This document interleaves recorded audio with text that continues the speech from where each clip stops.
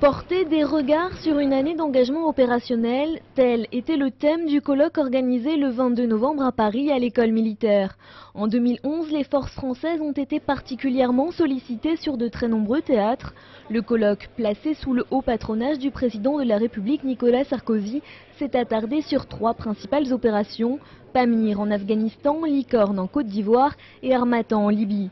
Une rencontre inédite qui a permis aux acteurs de ces engagements de venir s'exprimer autour de 4 tables rondes. Il nous a paru indispensable d'organiser et publiquement une rencontre qui permette d'établir un retour d'expérience partagé à l'occasion d'événements qui ont marqué nos compatriotes et dont notre défense et dont nos armées ont été les acteurs essentiels.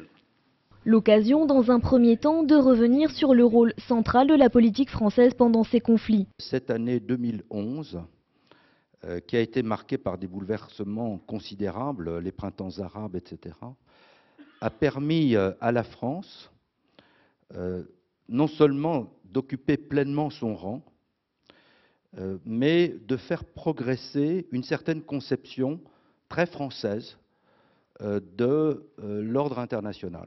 La deuxième table ronde a permis, elle, d'aborder l'engagement opérationnel des forces à travers le dispositif de commandement. Cette année a été exceptionnellement dense en matière d'engagement opérationnel dans des crises inopinées.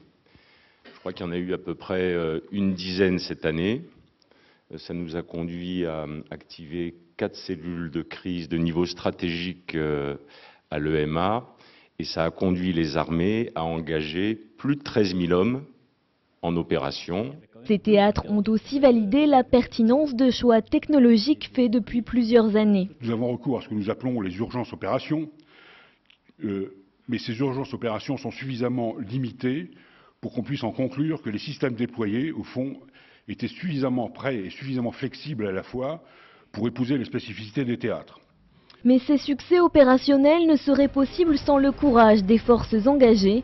Lors de la dernière table ronde, 10 militaires sont venus témoigner, raconter leur histoire, apporter leur vision des conflits auxquels ils ont directement participé. Puis on approche des côtes libyennes où bien souvent on voyait des combats en cours.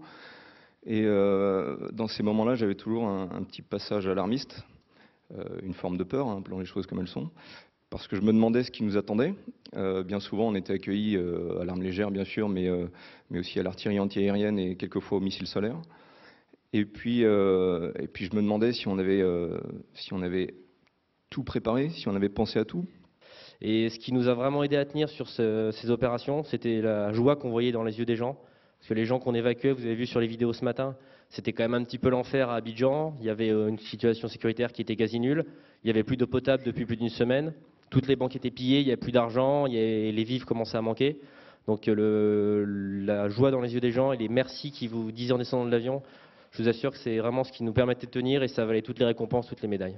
Des moments forts, à l'image du lieutenant-colonel Cafaro, blessé le 18 septembre 2010 par un obus de mortier en Afghanistan. Il raconte. Dans cette lutte pour sa survie, on est aidé par la conviction que l'on a et que chaque soldat français déployé sur un territoire, sur un théâtre d'opération A, que l'institution mettra tout en œuvre pour aller le chercher, le récupérer, l'évacuer et le soigner correctement. Moi, j'ai été blessé à midi le 18, le 19 à midi, j'étais à Percy, à Clamart, sur une table d'opération. Une fois qu'on arrive à l'hôpital, c'est le combat pour la reconstruction. Le théâtre, c'est le combat pour la survie. L'hôpital, c'est le combat personnel pour la reconstruction. C'est 14 opérations chirurgicales, c'est 2 mois attachés à un lit, c'est une jambe amputée. C'est des petits combats quotidiens. Voilà, je vais me lever parce que je suis finalement quelqu'un d'amputé. Et me mettre debout, là, devant vous, ça c'était mon combat. Et mon combat, il est arrivé là aujourd'hui. Je suis debout devant vous. Ce combat, il fait de moi quelqu'un de privilégié. Finalement, regardez-moi, je suis quand même relativement présentable. Je marche, je vais bien. Et en plus, j'ai retrouvé mon boulot directement 5 mois après avoir été blessé dans mon unité. Donc ça fait de moi un privilégié. Mais ce privilège, il est assorti d'une obligation pour moi. C'est une obligation de témoigner. Une obligation de témoigner pour les gens qui n'ont pas eu la chance que j'ai eue.